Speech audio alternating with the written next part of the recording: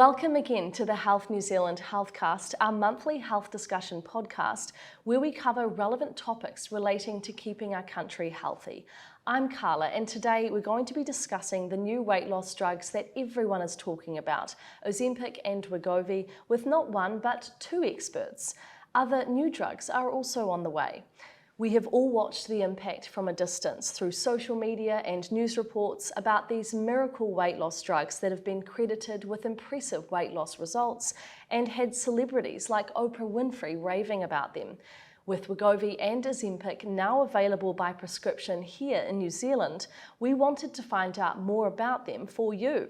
So let's unpack all things weight loss, the importance of maintaining a healthy weight, who weight loss drugs like Ozempic and Wegovy are intended for, and how to get the best results while using them.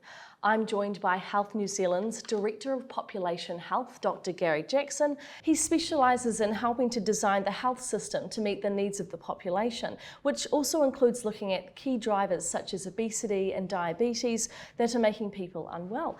Hello, Gary. Welcome to the podcast. Thanks for having me. No problem.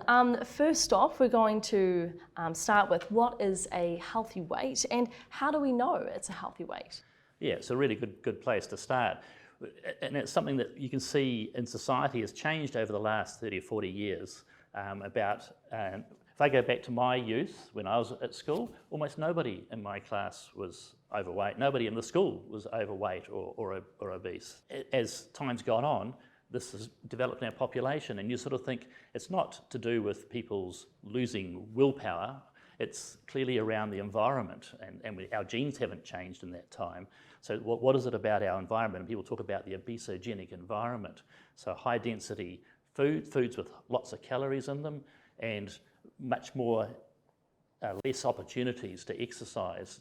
And then we get stuck with this evolutionary kind of thing where the body thinks it's a good thing to store a bit of fat away. So if you have a bad winter, you'll survive the winter. So our ancestors who survived those winters tended to be better at storing fat. So the body's developed a really sophisticated way of deciding what's your appropriate weight and maintaining that weight. So once you've got a weight as an adult, your body is really set on keeping that weight. So if you start losing weight, your body thinks that's no good and encourages you to eat. So you get an appetite, you feel hungry. And if you persist in not eating, then the body will start cutting your energy. So your resting energy can drop by about 30% if your body thinks that you're underweight. So even if you're actually overweight, you're actually at an unhealthy weight, your body will stick to that weight because it thinks that's the point that you should be staying at. So the poor people who are trying to diet, trying to get back to what's a more reasonable weight, find their own body is fighting against it. So your body is saying, no, you need to go back up to that weight. How do we get out of that situation? And what is the sort of backdrop or context really in terms of the diverse makeup of New Zealand's population? Yeah, because if you think about normally when you eat a meal, you feel full and you stop eating, and that's part of your body's feedback mechanism that you get enough, and your glucose starts to flood into your bloodstream, and your body, the size of your stomach and the body works out that's enough food. But if you're eating really high density foods, snack bars and so on, the body doesn't get that same feeling of fullness. So you can eat far more chippies and chocolate bars and so on before the body works out that it's got enough energy. So the way that our modern food processes have gone, it's much easier to eat more calories than you actually need. But if you're eating regular fruit and vegetables, whole foods, then your body picks up the signal much quicker, so your stomach gets fuller. You get the hormones then go back to your brain saying you can stop eating now, we've got enough. So this brings us to the health conditions that are connected to being an unhealthy weight. Can you unpack those for us? Yeah, and again, there's genetics vary about which people are susceptible to what, but essentially once you start, and we use the body mass index, the BMI. People have heard the BMI, and it's a fairly simple equation about what's your weight divided by your height squared. But what it's getting at is how much extra fat you're carrying. Particularly worried about fat around the abdomen, so central fat. is more worrying than fat in the periphery. But what you're seeing is that people tend to have, once you start carrying excess weight, then, so BMI over 30, then you start getting into higher rates of heart disease. You're slightly more at risk of cancer, particularly breast cancer, prostate cancer, because fat has an interaction with those hormonal systems that are around those cancers. And then as you get more weight, you start getting issues around just your joints, osteoarthritis, because your joints, your knee joints, your hip joints are carrying more, they're doing more work. Some people get issues around the fat around their throat, so they get apnea, so trouble sleeping, so they're really loud snoring, or actually stopping breathing for a little while, which is very disconcerting if you have that. So yeah, so there's lots of, almost no body system is unaffected by it. So again, it's kind of if we're trying to help our population stay well, we really want them to be at a better weight than over 30. Okay, now let's turn to what everyone has been waiting to hear about, Wegovy, Ozempic and other GLP-1 weight loss drugs. And joining me to talk about all of this is Dr. Ryan Paul, an endocrinologist and Associate Professor of Medicine at the University of Waikato. Ryan, what are some of the new weight loss medicines available and how do they work? Thanks, Carla, for having me.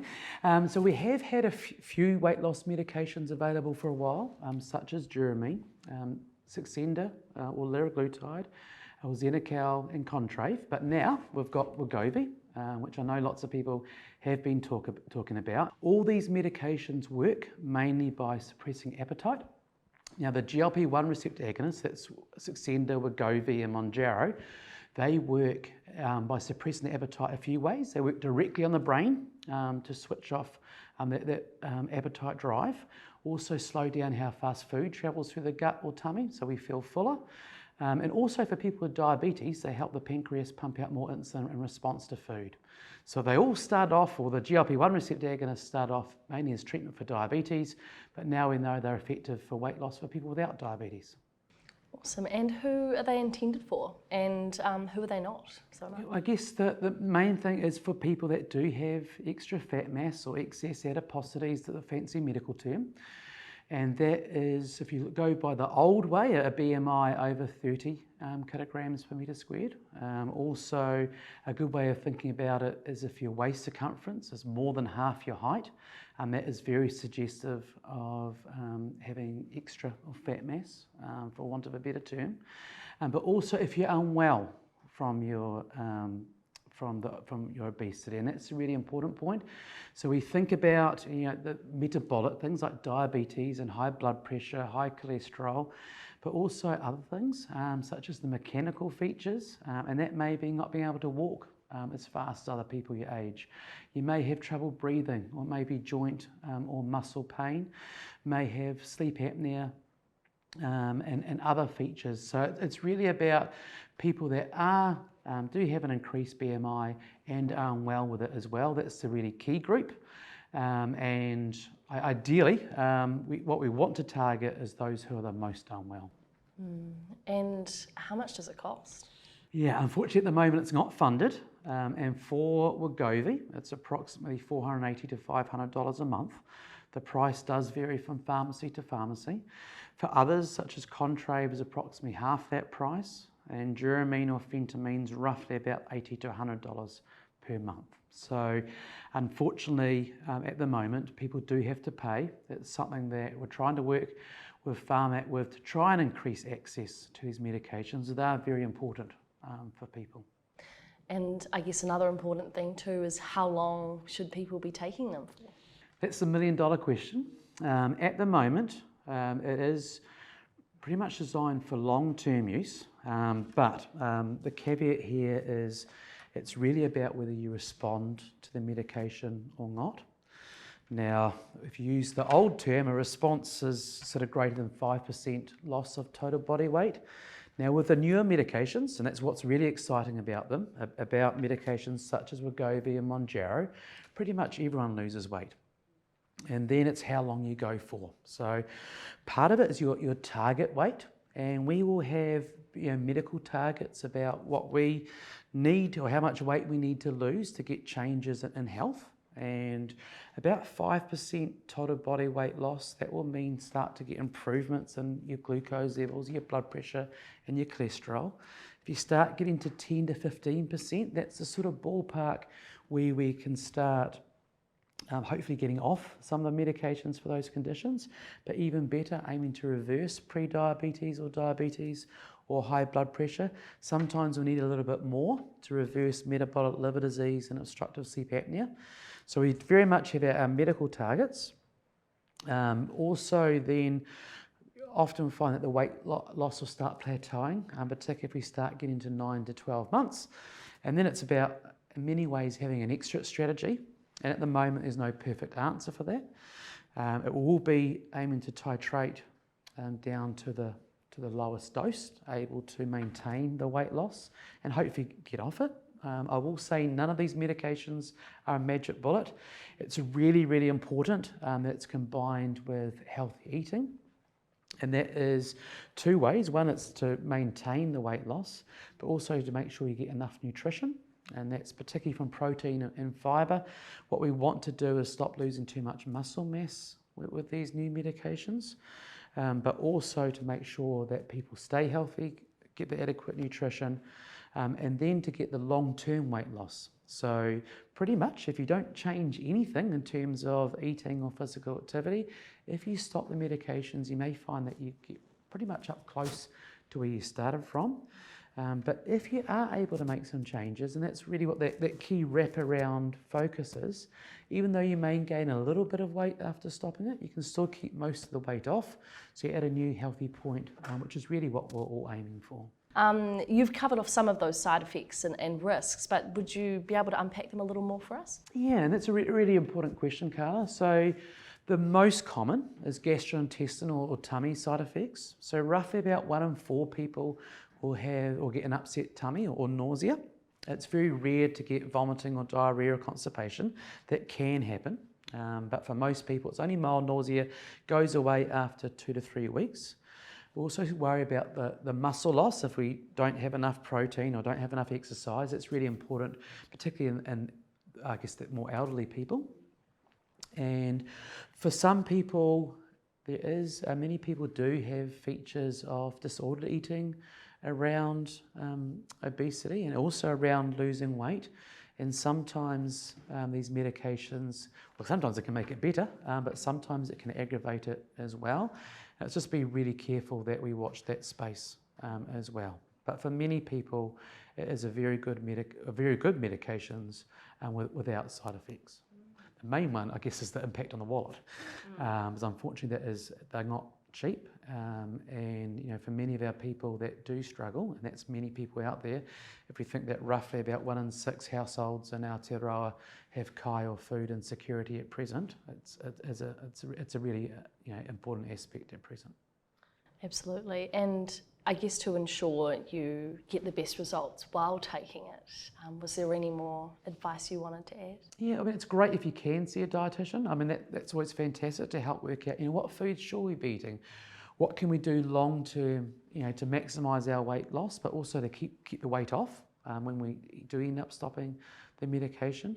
How can we make sure that we stay physically active? Because that will definitely help, preserve muscle. How can we make sure that, I guess we get in the right mental space as well for weight loss? And how do we need to see a psychologist?